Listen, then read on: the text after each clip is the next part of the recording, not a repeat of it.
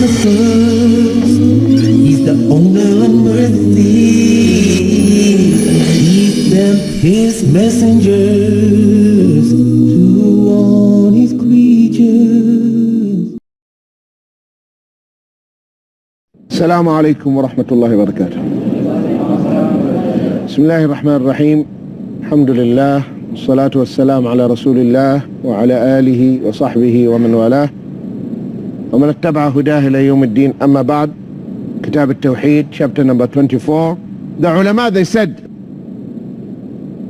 those magicians, they might write the sihr or the spell on a piece of paper and wrap it and tie it in the wing of the bird.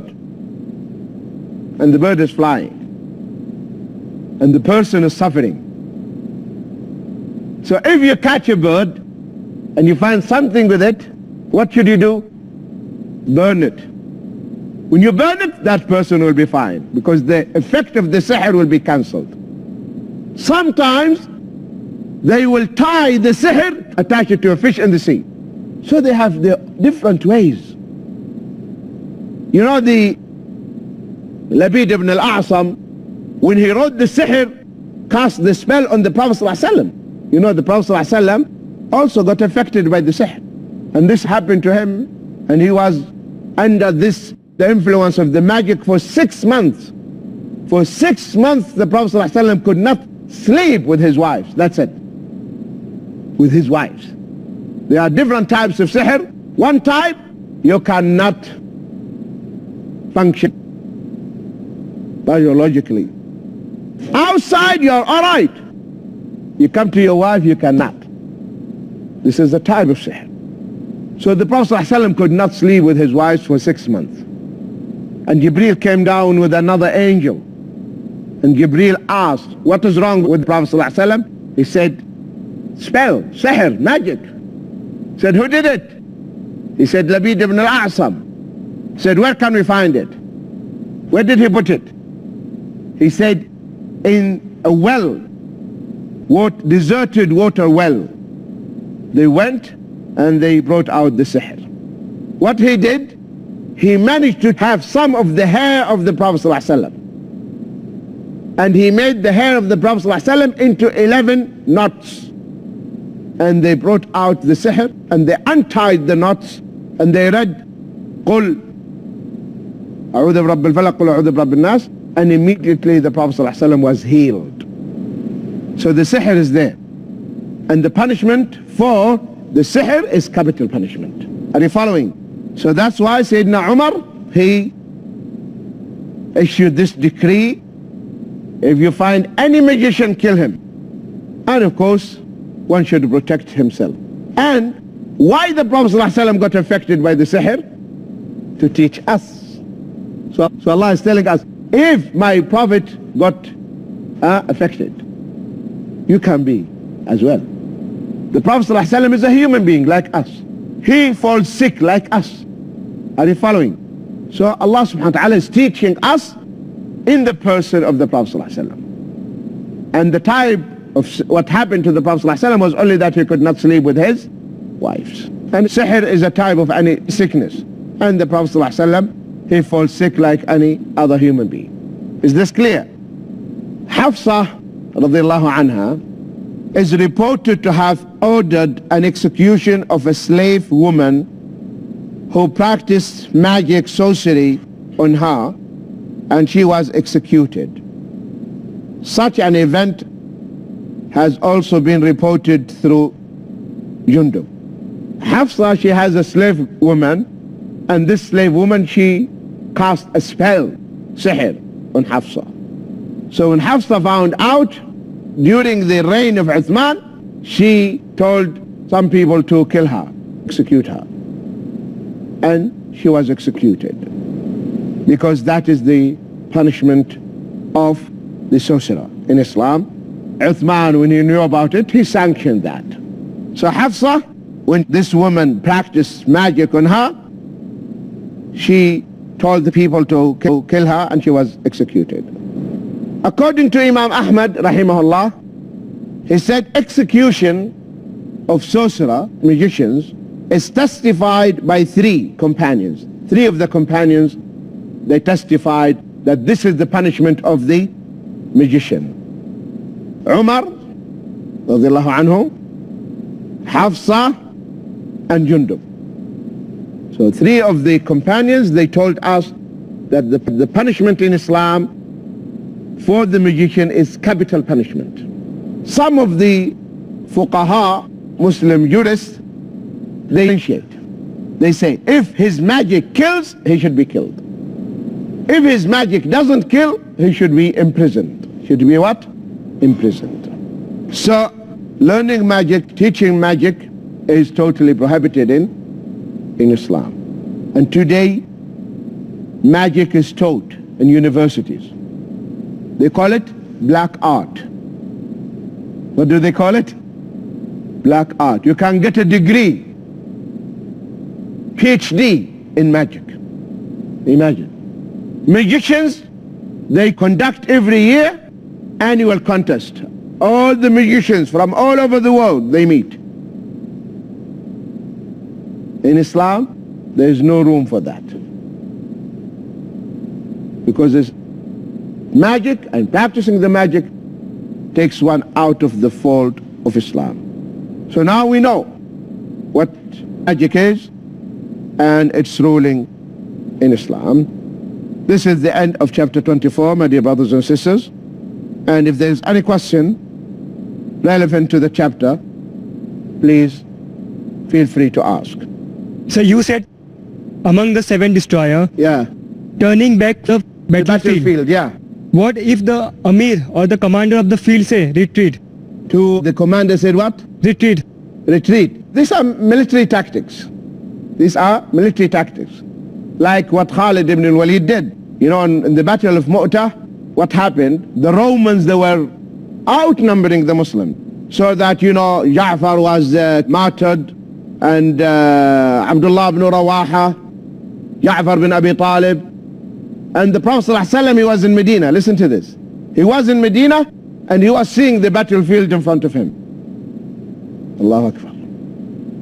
And he was telling the Sahaba what is happening, as if he's there, and he is watching, and he is telling Abdullah ibn Rawaha was killed, so and so was killed. Now Ja'far bin Abi Talib took the flag. They cut his right hand. He took the flag with the left hand. They cut the left hand, and now Ja'far is murdered, is martyred, killed. And now I can see Ja'far flying in the Jannah with 2 wings with the Malaika. Yeah, that's why we call him Ja'far the flyer, Ja'far al-Tayyar, because Allah has given him, instead of the 2 hands, 2 wings in the Jannah, and he's flying with the Malaika. Now Khalid ibn al-Walid, when he found out that the Romans are outnumbering them, he started to retreat with the army. And he saved the army. And when the army arrived, the people in Medina, how they received them? Well, no. The women, the children received the army. You have run from the battlefield? Go back, shouting at them. Shouting at the Sahaba. Who saved them? The Prophet ﷺ came. He said, no. They are not running. They will go back. And what Khalid did is the best thing. He saved the Muslim army. So these are military tactics. So the commander, he knows what to do in that case. But you should not run from the battlefield because of cowardice. You don't want to die. The Muslim, he looks forward to die. He looks forward to die as martyr, shaheed. Who runs from the shahada? Are you following? When you die as shaheed, you will be giving the privilege of interceding for 70 of your family. You go straight to the Jannah. You don't feel the pain except like the bite of the ant. With the first drop of blood, all your sins are forgiven. You will not be questioned in your grave. No fitna in the qabr. These are the merits for the shaheed. So no one will run. And that's why in one of the battles, again, the Romans, they were outnumbering the Muslims. Thousands. And Abdurrahman ibn Auf was there in the army. He felt that when the Muslims saw the army, as if their morale came down. The spirit came down. So he wanted to uplift them and to face them. So what he did, Abdurrahman ibn Auf, the Prophet ﷺ, he said, he is equal to 1,000. One man equal 1,000. Abdurrahman ibn Auf is one who would fight with two swords simultaneously. Two swords at the same time. So what he did, he mounted his horse and went inside the Roman army. Disappeared. What is the chance for him to come out? Zero. Thousands of swords. He's an ocean of swords. So much so that the Muslims said what? Rahimallahu Az-Zubair. That was Az-Zubair, not Abdurrahman. Az-Zubair. Is equivalent to 1,000, and that was the Zubair who went inside. So the Sahaba said, khalas, he's killed. To their surprise, came from the other side. He went like this, like an arrow, and he came out. And he went again, and he came out. He going like this. When he did that, the Muslims said, how weak indeed the Romans are. They're very weak. If one man is doing this with them, playing with them. So by doing that, what he did to the Muslims, he encouraged them. And it was always the slogan of Muslims in battlefield. Who will give the pledge to die? We give the bay'ah to die. So no one will run from the battlefield because of he doesn't want to die. Is this clear to you? Dear brothers and sisters and dear viewers, stay tuned. We'll be back inshallah. Welcome back, my dear brothers and sisters and dear viewers. We were discussing before the break Kitaab Tawheed, chapter number 24. Looking forward to seeing you for knowing more about it. Sir, my question is this.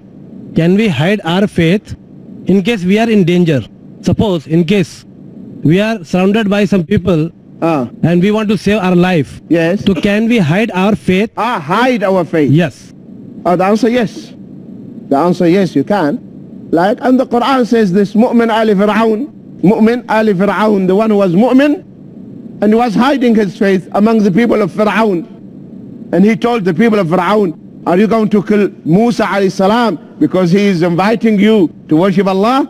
And he's saying Allah is my Rabb. He was a Muslim, but he was hiding his Islam.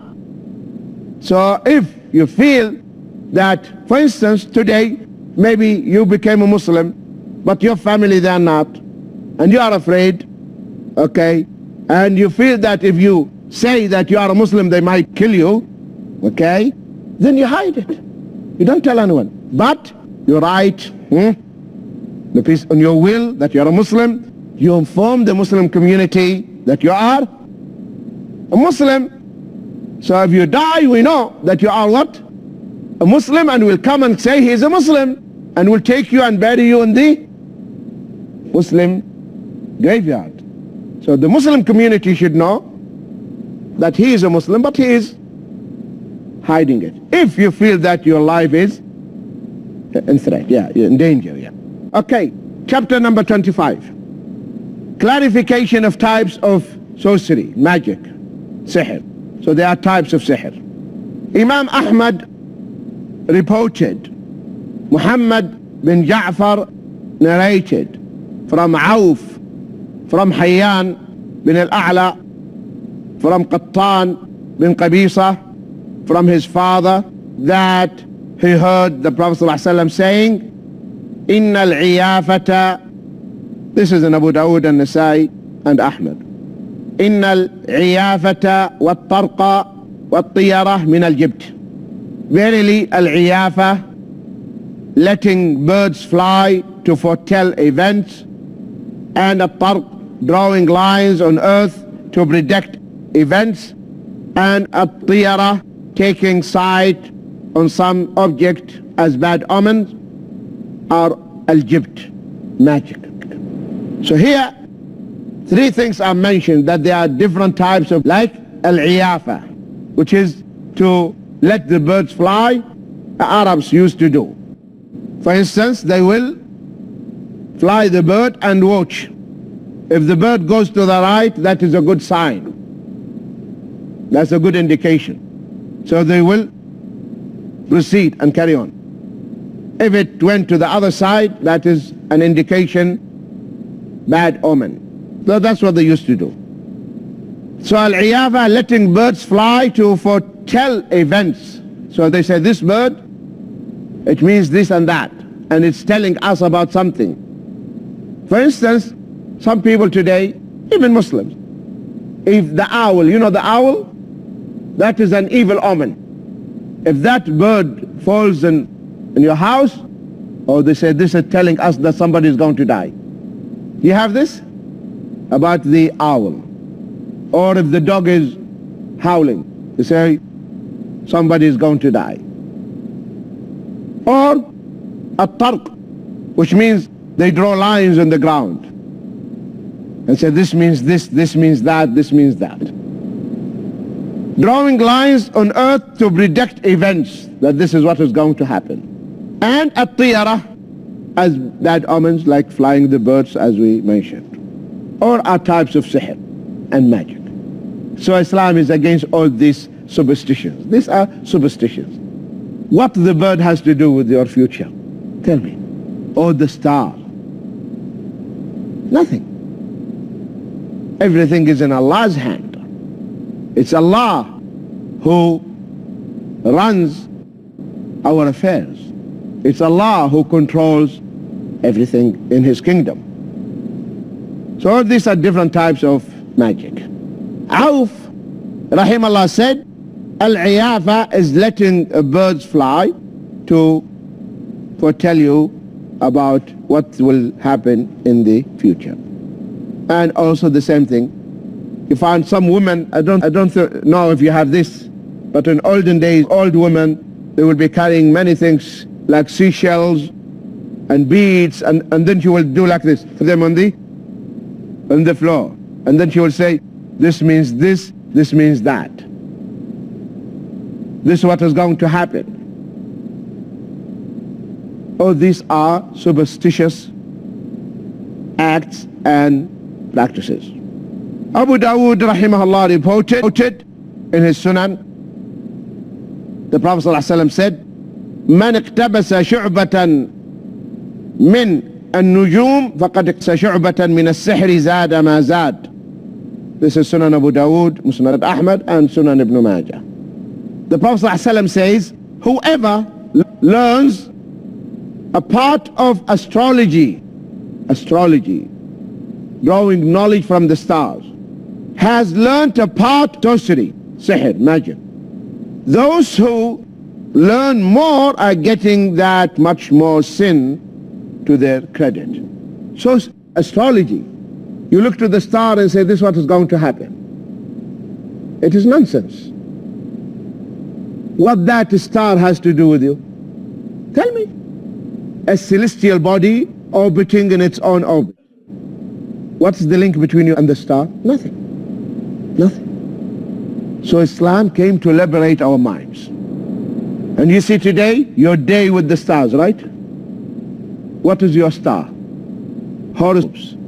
Even in the hotels, the telephone itself has the feature. Just press if you want to know. So the horoscopes and drawing knowledge from the star, that is unacceptable in Islam. Yes, we study them to know the timings of the prayers, to know the star, to guide us when we are traveling in land and sea. That is what we should do. But to draw knowledge from the star and say, this is what will happen on this day because this star happened, you cannot get married on this month. Why? Why I cannot get married? Because the star is saying this, the star is saying this. You understand? True or not? Yeah. Star has nothing to do with your marriage. You can get married anytime. And if you miss this season, you have to wait, because the star says this. So Islam came to liberate the minds of the people. And people, they believe in this. And there are books in the markets, and people, they buy them. Palmist, this line means this line means that. Yes, you can bluff, you can say whatever you like, because there's no way to verify it. Right? You know abstract art? Found the people? Yeah.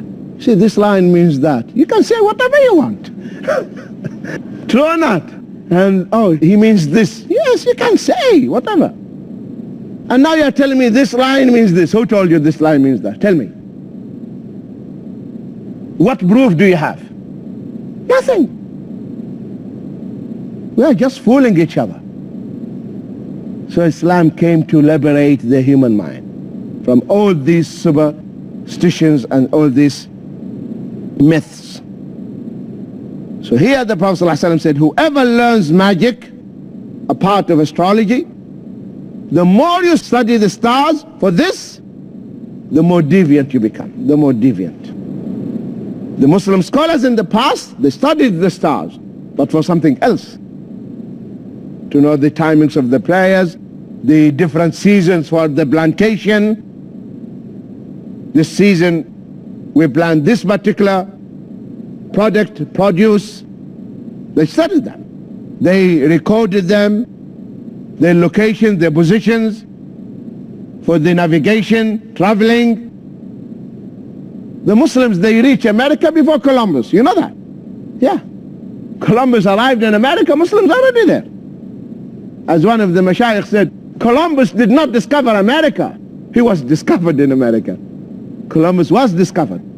So the Muslims, they navigated, they studied the stars, and they drew the charts of the routes, etc. And Allah also created the stars as an ornament to beautify the sky.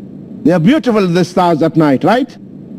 Look at the stars, they are glittering, beautiful. But to say this star means this, and that is not acceptable in Islam. My dear brothers and sisters, and dear viewers, we'll be continuing Kitaab Tawheed, chapter number 25, in the coming episode. Looking forward to seeing you. Till we meet you again, Assalamu alaikum wa rahmatullahi wa barakatuh.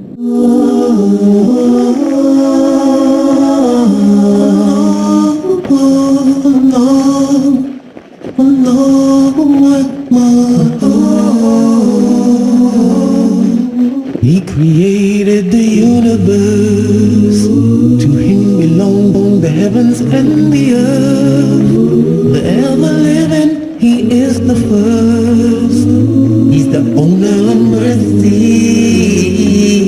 He sent his messengers to warn his creatures of the grave danger of worshiping of the